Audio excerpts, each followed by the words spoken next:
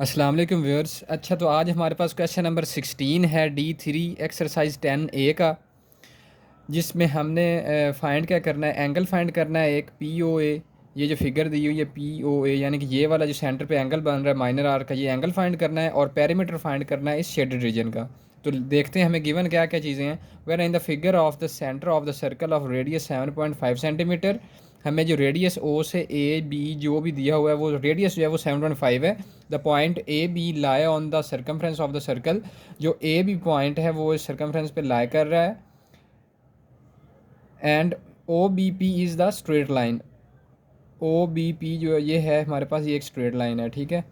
तो given PA जो है हमारे पास है वो 14 सेंटीमीटर दिया हुआ है, OA हमारे पास 7.5 है, और OA इज़ परपेंडिकुलर है किसके, AP के, ठीक है। और एंगल हमें फाइंड करना है फर्स्ट पार्ट में POA, ये जो सेंटर पे बन रहा है, और पेरीमीटर फाइंड करना है सेकंड पार्ट में, ये शेडेड रीजन का, ठीक है। तो देखते हैं कि ये हम कैसे फाइंड करेंगे। सिंपल क्वेश्चन है। अच्छा, ये शेप हमने वैसे पहले से ही ड्रॉ कर ली है कि कैसे हम इसको लेके चलेंगे, ठीक है। तो अगर हम देखें तो ये एंगल्स पहले तो फाइंड करना है ना फर्स्ट पार्ट में, ये वाला एंगल जो सेंटर पे बन रहा है POA, ये एंगल है, ठीक है। इस एंगल को फाइंड करने के लिए अगर हम ये ट्रायंगल देखें OPA, अगर ट्रायंगल देखें तो हम इसमें टेन थीटा जो है वो यूज़ कर सकते हैं, रेशो टेन थीटा की जो रेशो है वो हम यूज़ कर सकते हैं। Some people have curly brown hair through proper brushing वाला फार्मूला आपको पता ही है। तो थ्रू प्रॉपर ब्रशिंग अगर हमारे पास परपेंडिकुलर और बेस दी हो और हमें एंगल फाइंड करना हो तो हम टेन थीटा यूज़ करते हैं।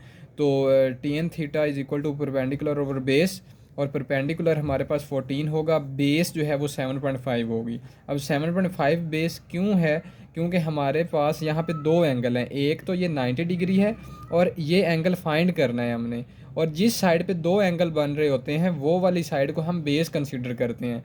सो दैट्स वाई हमारे पास ये जो OA होगी ये साइड बेस कहलाएगी, और A और P वाली जो साइड है ये हमारे पास परपेंडिकुलर कहलाएगी, ठीक है। तो हम इसको इस रेशो में पुट करेंगे, परपेंडिकुलर की जगह पे 14 और बेस की जगह पे 7.5, और इसको हम कैलकुलेटर से जब सॉल्व करेंगे तो ये 1.867 आ जाएगा, और इसका जब हम टेन इन्वर्स लेंगे, टेन इस साइड पे जाके इन्वर्स हो जाएगा, तो जो थीटा हमारे पास आएगा वो 61.8 डिग्री आ जाएगा, ठीक है।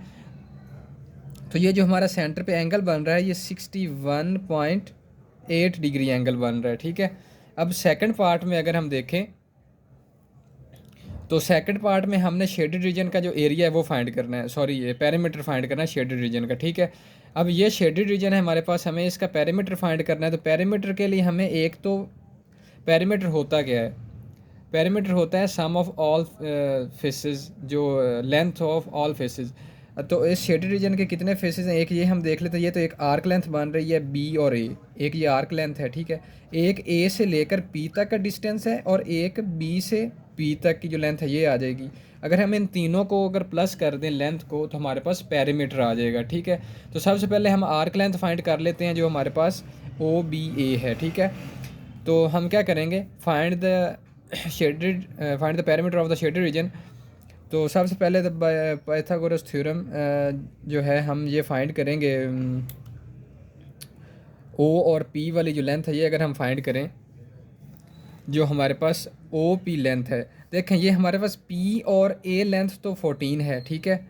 और ये हम आर्क लेंथ फाइंड कर लेंगे। हमें B और P जो लेंथ है ये कैसे फाइंड करेंगे, BP लेंथ के लिए हमें ये OP कंप्लीट जो हमारे पास लेंथ है ये होनी चाहिए।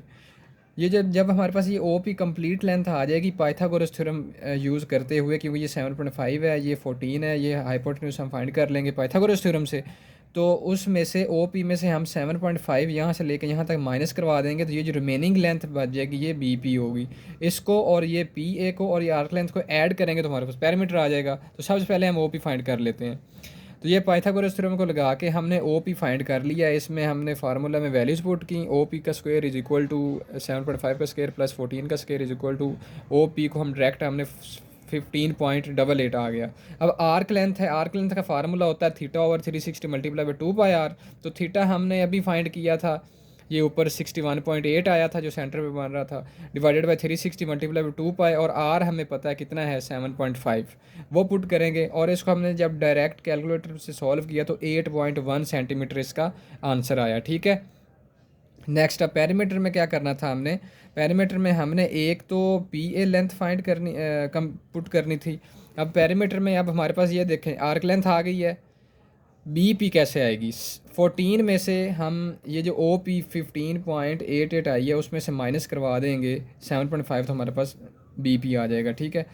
और प्लस ये 14, तो हमने पेरीमीटर के लिए क्या किया, 14 प्लस 8.1 जो हमारे पास आर्क लेंथ आई है, प्लस 8.38, ये 8.38 कहाँ से आई है, ये 14 जो हमारे पास ये 15.88 आई थी ये वाली, इसमें से हमने 7.5 जो हमारे पास रेडियस है उसको माइनस किया, तो हमारे पास 8.38 आ गया। इन तीनों को जब हमने ऐड किया तो हमारे पास जो पेरीमीटर आ रहा है वो 30.48 आ रहा है। ये हमारा इसका सेकंड पार्ट था क्वेश्चन नंबर 16 का। अगर आपको समझ आई हो, वीडियो अच्छी लगी हो, तो लाइक कर दें और चैनल सब्सक्राइब कर दें। Thank you.